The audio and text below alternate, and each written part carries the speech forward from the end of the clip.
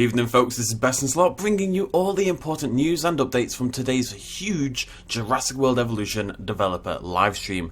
Apologies, this is a little bit late. I'd like to have a better reason other than I was asleep, but well, there you go. Anyway, we got our first in-game look at lots of great things today, so let's take a look at the clips. No, I'm really only going to focus on new information here, not anything that we've seen in the past. First up then, we have our first proper look at the Jurassic Park 3 Brachiosaurus. It was already near enough confirmed to be in the game, we did catch a glimpse of it in a screenshot, but what we didn't know until now was that not only does it have a new skin, as expected, but it's actually been remodeled slightly as well. The neck flap has been extended, and the neck itself has been straightened. It also appears slightly chunkified, even compared to the new Jurassic Park variant we'll be getting. All in all, it really just shows Frontier's deep commitment to this DLC, to the point where they're putting in the work for this horrendously ugly Brachiosaurus. It is terrible, I love it, come at me. Next up on the stream, we got a look at the Parasaurolophus. Now I'll admit I didn't see much in the way of differences here initially, I'm not sure I do now really, other than the new, much nicer 1997 and 2001 skins that is. But there is a Reddit thread suggesting the head has been thinned, which I can definitely see a little bit, and that the rest of the body and parts of the tail have been as well. It's hard to tell from a static image since we don't know what the Para was doing at the time, but it does also look to be in a more naturally bipedal position rather than its permanent state of near toppling over. I'm not really convinced either way here, but it's worth including for discussion. We'll take a look at the Aviary next. You've seen this model before, of course, but I think it's worth seeing it in scale to the rest of the park to appreciate how truly, humongously massive, real words okay, this thing really is. You can see how, as I mentioned in the past, it functions similarly to the other hatcheries. Your Pteranodons are ready, and there's a tick icon floating above the building. You can now go and release them. That higher up white bit of building that's going to appear is actually the hatchery release area for the pterosaurs.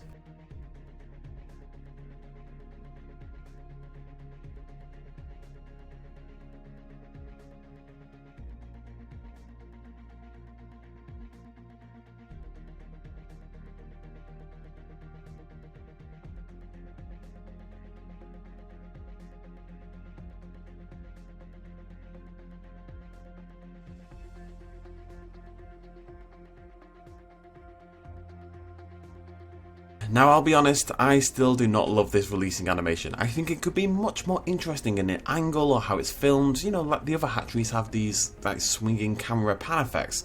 This one doesn't have anything. But at least you get to see the animation, at least you get to see the Pteranodon escape, as well as our first proper gameplay of the Pteranodon. I made a slight mistake the other day saying you couldn't individually track these guys with the camera because, well, clearly you can. What you're seeing here though is the camera system now, one of 9 that you can use to view your Pteranodons, and that's going to lead us into an up-close view of another one of them. Unfortunately, this does show the limits of the looped animation system a little bit too much as well. You know, look at it, it's doing the same thing over and over again, but the animation quality is at least of an incredibly high order. As hard as that might be to tell at times given the stream quality, I have no idea why it's so bad. I do apologise for that, it's, you know, that's what it came to us as.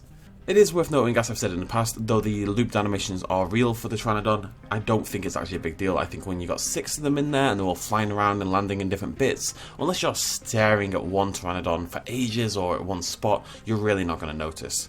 Moving on now to the Compys. If the Aviaries were huge, then these guys are the polar opposite, as they are easily the smallest dinosaur in the game by a huge margin, making Compsognathus look positively humongously massive by comparison. You can barely see them as they emerge from the hatchery, and when viewed from above they all but disappear into the grass. When you do get to see them, they are beautiful though, ripped straight from the Lost World Jurassic Park.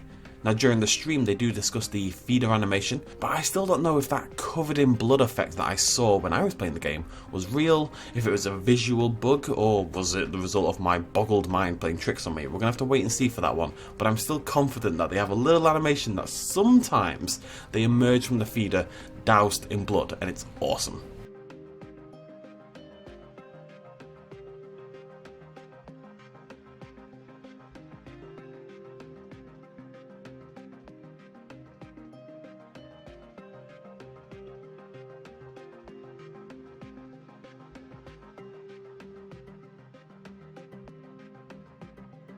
Away from the Compies to the Velociraptors now. I know, hype time. We're getting a look at the 1993 Velociraptor here, but Stegs is also releasing a 1997 female, i.e. the slightly duller tiger variant. Most people don't actually know that exists. We're not actually going to get to see that during the stream, unfortunately. And the 2001 male, the quilled darker one, that when I last played the DLC had this bizarre broken skin texture. I'm typing this as I watch the video for the very first time, so I'm hoping that's going to change by now. But it's worth noting that as we go, how great and chunky that Jurassic Park 3 style fencing looks. It's thick and covered in spikes and spookiness, and near enough ripped directly from the film. Like everything else, it's just a nostalgia bomb, it really is.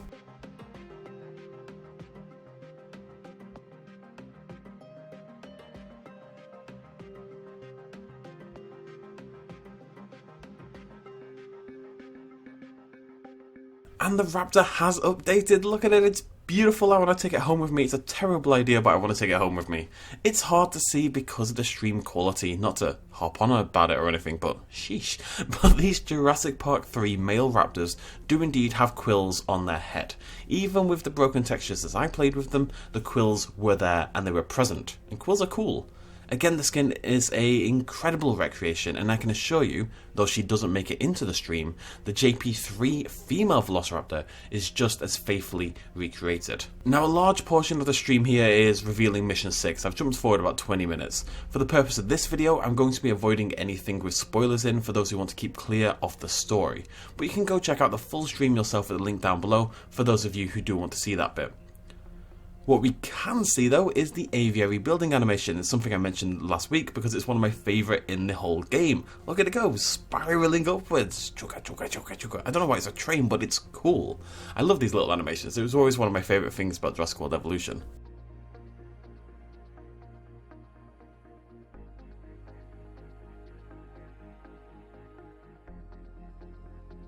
But what we learn more importantly, just a few seconds later, is that the Ford tour vehicle has indeed made it into the game. Now, to be totally honest, I was never actually worried about this. I didn't really understand the worry and the negativity, but hey ho, they're in, that's what matters. The details on the inside view are awesome as well, from the number tag hanging down from the rear view mirror to the TV screen on the dashboard. That TV screen is just loaded with nostalgia. It's a CD-ROM, folks. The colours and striping are so good, they're practically erotic, and we also get a good glimpse of the switching of views between both different cars and the 3 different seating positions within those cars. As a further nod, it seems the tour vehicles roam in pairs of 2, just like the film. Now, if you progress a little bit further, they'd also unlock the night vision mode, and that'll be a simple toggle that you can use whilst in any of these view modes.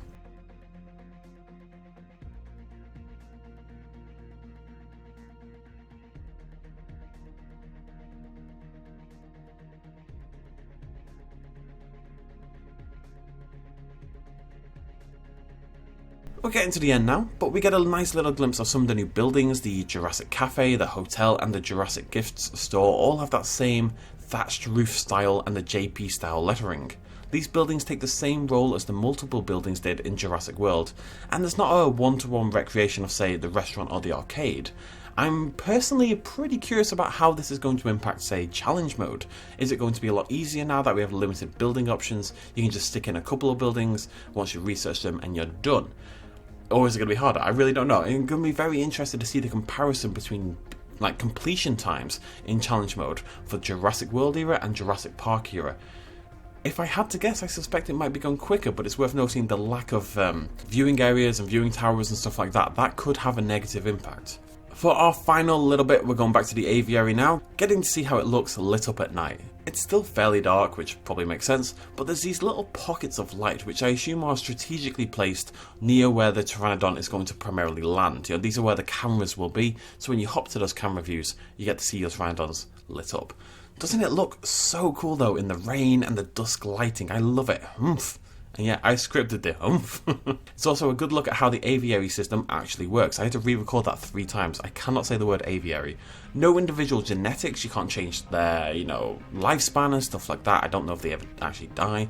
Just a quick skin menu for each aviary slot, see, up to 6, with you controlling how many of those 6 slots are open. You open a slot, you can add a Pteranodon via the hatchery system, and therefore you can increase your park rating, but you'll also increase the cost of the building.